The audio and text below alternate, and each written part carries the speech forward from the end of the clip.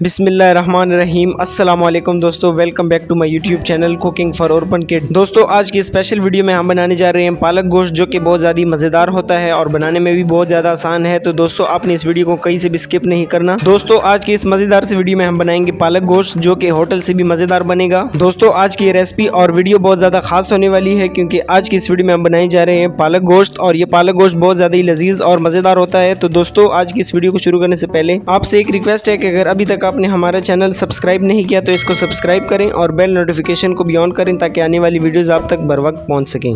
बिस्मिल्लाहिर्रहमानिर्रहीम। सबसे पहले हम बड़ी सी देचकी में लेंगे 1.25 लीटर कुकिंग ऑयल, और कुकिंग ऑयल को हम अच्छी तरह गर्म करेंगे।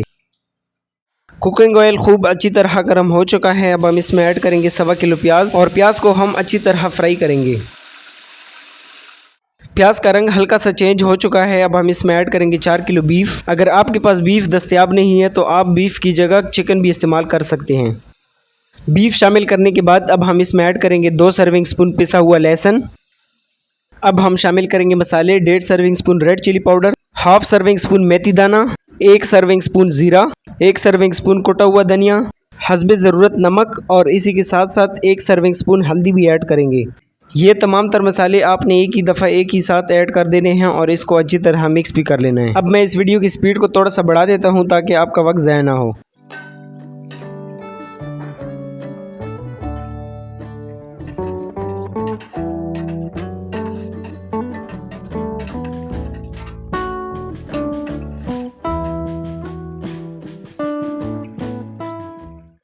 अल्हम्दुलिल्लाह, मसाले खूब अच्छी तरह ऐड हो चुके हैं। अब हम इसमें ऐड करेंगे 2 कप पानी, और अब गोश्त को हम इसी 2 कप पानी में अच्छी तरह पकाएंगे।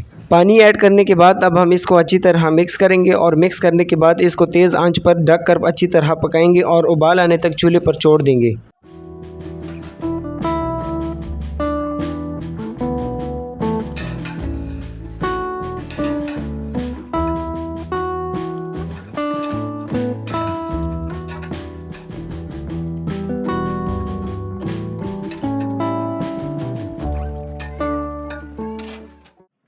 गोश्त को तेज़ आंच पर रखने के बाद इसमें अच्छी तरह उबाल आ चुका है। अब हम इसकी आंच को कम कर देंगे और इसको तकरीबन 40 मिनट तक हल्के आंच पर पकाएंगे।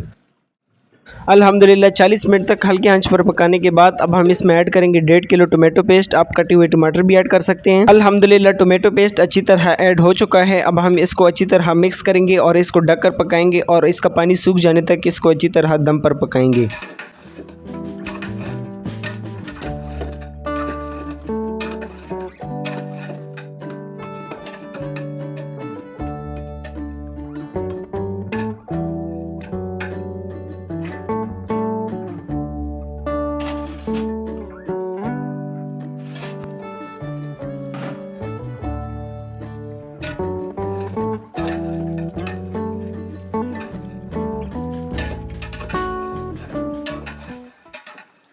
अल्हम्दुलिल्लाह, कुकिंग ऑयल और मसाले अच्छी तरह अलहदा हो चुके हैं और गोश्त का पानी भी सूख चुका है। अब हम गोश्त को चूल्हे से उतार देंगे और पालक को अच्छी तरह पीस कर इसमें शामिल करेंगे।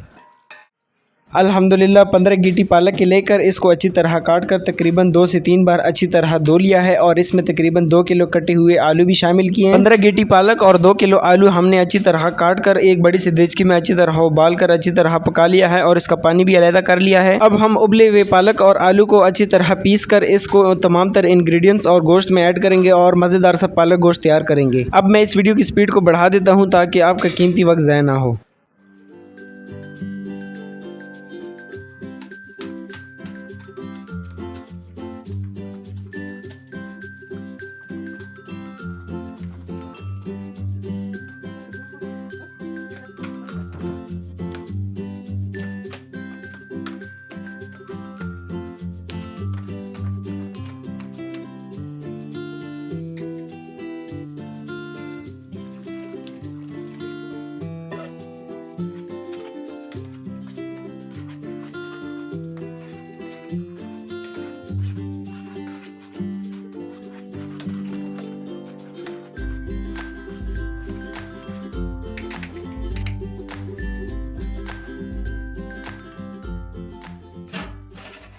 अल्हम्दुलिल्लाह अब हम गोश्त को दोबारा से चूल्हे पर लगाएंगे और इसमें पिसा हुआ पालक ऐड करेंगे और तकरीबन 5 से 7 मिनट तक इसकी अच्छी तरह बुनाई करेंगे और इसको अच्छी तरह दम पर पकाएंगे ताकि हमारा पालक गोश्त अच्छी तरह बन सके और मज़ेदार सा पालक गोश्त तैयार हो।